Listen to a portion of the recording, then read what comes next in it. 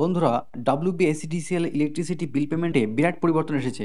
প্রথম দিকে আপনার যে বিলটা আসতো সেই বিলের অ্যামাউন্টটাই আপনাকে পেমেন্ট করতে হতো, কিন্তু নতুন সিস্টেমে আপনি আপনার বিল পেমেন্টের থেকে কম অথবা বিল পেমেন্টের থেকে আপনি বেশি পেমেন্ট করতে পারেন।